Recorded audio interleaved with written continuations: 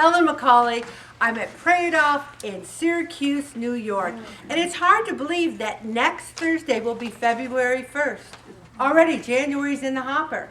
And pretty soon it'll be April and spring and Easter and March. And we're like getting through winter. And we need to hunker down, pay attention, and try to see if we can lose some weight. So, remember I told you on January 11th, I read one of my daily readings, and it was from Joyce Myers, and it was this, on the way to where you're going. And the first paragraph says, you cannot give away something you do not have. And unless we possess love for ourselves, we can never progress in the will of God, which is to love other people. Loving yourself with the love God pours out is what it means to receive God's love. It's a win-win situation. God loves us no matter what. No matter what. No matter what we weigh, no matter what sins we've committed, no matter what we've done in our lives, period, dot, dash, He loves us. He wants us to love ourselves because He thinks we're love of all. Then we turn around and love other people. I look at the classic A Christmas Carol. He was miserable. All of a sudden he saw his life really through God's eyes. And then he came back and he changed and he gave away love and he felt love. So you really can't pour out love for others or take care of yourself unless you love yourself. We will need to accept ourselves, knowing that although we are not where we need to be, we are making progress. I weighed in on January 11th, and I got to tell you guys, you can see my food logs. I am working hard. I'm going to the gym. I'm eating protein. I'm doing what the dietitian said. I've stayed exactly the same the first week, the second week. Did I come here tonight and say, I'm sorry, everyone. I have not lost weight in 2 weeks. I'm disbanding Pray It Off. It's over. No. And I don't want you to say to yourself, okay, I thought I was going to lose 20 pounds this week and I lost 1. We need to be patient. We are making progress. We are healthier the more we do the right things. Jesus died for us because we have weaknesses and imperfections, but we don't have to reject ourselves because of them. He wants us to love ourselves, enjoy ourselves, while we are letting Him work in us. If I get to heaven, or should I say, I'm going to paraphrase that, when I get to heaven, and Jesus says to me, if He says to me, you know, Ellen, you don't have to be Ellen McCauley anymore. Here's 10 other people. You know, here's Marilyn Monroe, here's Gina Lollobrigida, I'm dating myself, here's Beyonce, although I think she might not be in heaven before me, but whatever. And He says, you can be any of these people. Who do you want to be? I think I'd still want to be, no, I know I would still want to be Ellen McCauley. I like being Ellen McCauley. I am who I am. I always said to my kids, I'm just like Popeye. I am who I am. And if you don't like it, kid, you can lump it, right? Because they go, Mom, we're going to be going somewhere, and I don't want you to say. And I said, oh, ho, ho, ho. You don't tell me what to say. So anyway, that's when they got my Popeye talk. So I would want to be me. So we need to love ourselves. We have been trained to dislike ourselves as long as we have imperfections.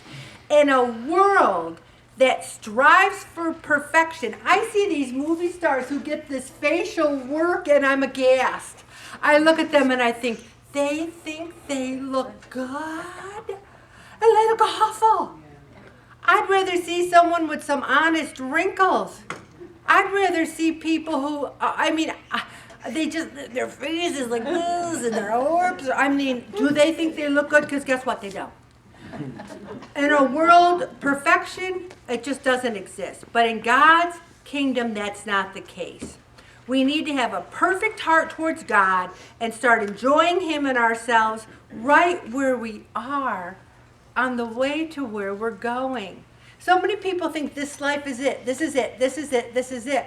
We're just trying to get to where we're going, which is heaven. Love yourself today. You aren't where you're going to be, but you aren't where you used to be. God is moving you forward every day. Enjoy the journey. And I want you all to say that with me right now. You aren't where you're going to be, but you aren't where you used to be. God is moving you forward every day. Enjoy the journey. If you need to memorize that, I suggest you do. Each day is a gift from God. It's a gift from God. Jean has to leave a little early tonight because she makes the programs for the funeral luncheons. For the funerals. What are we on? Number 4 this week, Jean? Each day is a gift. And then I even have in here 11 ways self-love will change your life. It's interesting. I get these articles, I do a lot of research, and I read them. But every once in a while, I notice that in a lot of modern articles, there's swear words. They just swear. And I'm like, whoa. So if I ever miss one, I apologize in advance. But I am amazed at how many, I'm talking New York, swearing has become the new normal. Yeah. Hasn't it? Yeah. Hasn't it? Words that used to be, I remember when Joey Bishop couldn't say son of a gun, remember? So anyway, I apologize in advance if one sneaks through, but I'm trying to be really careful. Self-love is magic. Now, I'm not talking about the egotistical self-love where you just think you're better than a bag of chips. I'm talking about true self-love where you care about yourself, you care about your well-being, and you love other people the same way. The number one way you can tell if someone loves themselves, do they take care of themselves? When you love yourself, you'll take care of your body and your well-being. You'll eat better. You'll move your body out of respect for your body because your body works so hard to keep you alive and let you live your life. If you don't believe it, ask anyone who's had a health scare. Ask anyone who's had cancer. Ask anyone who's had adult onset diabetes. Ask anyone who's had a heart attack about respecting your body. You prioritize self-care because your mental well-being is just as important as your physical well-being. I don't know about you, but when I put weight on, mentally, I'm not liking myself. I beat myself up. At the same time I'm eating a bonbon, I'm going, you jerk, why are you doing that? You don't need that. I really think we need to take care of ourselves. And it's interesting. One Pray It Off meeting, I told everyone to dress up. Because you feel better about yourself when you look good.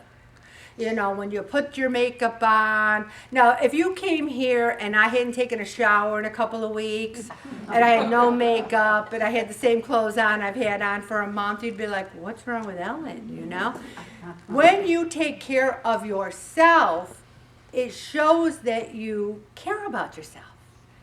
It means that when you get your nails done, if you can afford these things. I'm not saying, don't take care of the bills because you're getting your nails done, but if you've got the money, take care of yourself. Get your hair done. We're going to be talking about makeovers at the group. I might pick one of you and make you over and bring you in the next week. I'm serious. Ever see those makeovers on the Today Show? I'm like, wow, whoa. Okay, I already have my number one person I'm going to pick. Okay, relationships. You accept the love you think you deserve. How many young people are looking for love in all the wrong places? How many of us were looking for love in all the wrong places back in the day? Because we didn't respect ourselves, we didn't respect our bodies, we didn't think that we deserve the best. When you love yourself, you respect your relationships. If someone hits you, you walk away. If someone is cheating on you, some people believe in forgiveness and whatever, it's up to you, but you deal with it. Style and swag. You know, the last doctor's appointment I went to, my doctor's really cute. I have a crush on a couple of guys, and my husband's fine with it. Josh Allen's one of them. I don't mind that. He doesn't, and my doctor, because he's just so cute. But he says to me, you know, you really do not look, he's like not a Native American. He goes, you really do not look 69. And I'm like, I'm in love with you. You know, he's just awesome, you know. So the thing is, when you take care of yourself, I'm not trying to look like I'm 20. I'm just trying to look decent, okay? Friends and family. If your family wants to treat you like a doormat, you do not have to take that. One time I lost a friend because I said to that friend, I don't feel like I'm getting unconditional love from you. I feel like I'm getting a lot of judgment because you talk about my weight all the time, and I know I have to deal with it, but you talking about it to me all the time really hurts me, and I just want unconditional love from you. What happened was she made fun of me. She'd go, Ellen wants unconditional love, unconditional. She kept using that word like it was the most ridiculous thing in the world. Needless to say, we are no longer friends. But the thing is, I believe that in friendship, you deserve unconditional love. I feel like I love all of you unconditionally. You gain weight, I don't say, I loved you last week. This week, not so much. Next week, if you lose weight, I might love you again. Unconditional, okay? Happiness. Do the things that make you happy. Bob and I are remodeling our house on a dime. We should have done a TV show because we're kicking, redecorating, but on a dime. And every day, anything we do, we say to each other, we're doing it. We're doing it. That's our kick phrase. It makes us happy. For 30 years, we did literally nothing. We pounded something on the wall. It never moved. We never painted. I have a pair of curtains that we never washed in 30 years. Don't judge me. I was busy, all right? The thing is, it makes us happy to fix up the house. Also, when you love yourself, you'll be driven and more motivated. You know you can accomplish anything you set your mind to. You know, tomorrow I'll be substitute teaching at Roberts, and Monday I'll be substitute teaching at Delaware. And it's hard. It's not easy to walk into a city school and earn the respect of those kids, because the first thing they look at you is like, you are fresh meat. And they want to sizzle. They want to go flip, flip, and hear you sizzle, you know? But I enjoy it. I find it a challenge. I wanted to do volunteer work, but I wanted to get paid at the same time, so it's a win-win. And here's the big one. You do not care what other people think. I'm still working on that.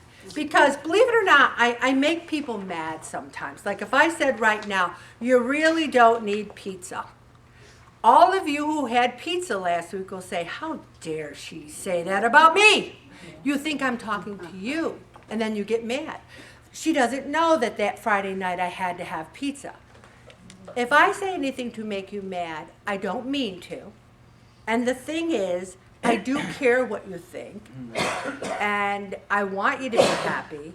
And if I say you don't need pizza, you don't need a lot of pizza, okay? So we need to talk about that. Easier failures. If you ever fail or mess up, instead of being hard on yourself, you need to just let it go and go forward. One of my mantras is, it's all good. It's all good. Isn't it? It's all good. There's a setback, there's something going forward. There's a setback, but life is good. We have a lot of terrible things happen to us. Bob says, you want to be depressed, Ellen? You just have to watch the news, right? Yeah. Right? And I love how now they have to have a feel-good moment at the end because people weren't watching the news anymore because it was so depressing.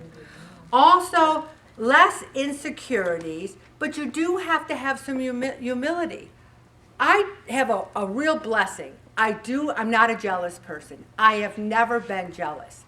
I have never been jealous. But I always wonder, you ever see the Miss America? There's the Miss America, the 3 finalists, the first, the 3 women. And they're all there, they're so excited, And then they announce which one is the winner. And the other 2 look so happy. And they're clapping and they're hugging her and they're crying. And I know on the inside they're like, I hate her. I would be such a better Miss America than her. Even on Jeopardy, whenever the person wins, the other people, I'm like, do they really believe that? I want to be that kind of person when you're playing a game, but mostly I'm like that in life. If you lose 5 pounds, I don't hate you. I don't say, oh, well, they have it easy, I don't. We have to just not be in competition with other people, unless you're Miss America, which, I don't know, anybody running this year that I don't know about? And then self-love will set you free. You will be free to be a light to others in the world. You'll just be free. You can walk into a place and say, hey, how you doing? And they all look at you like, whoa. Be a light to the world. And I want to stop right there, Bobby.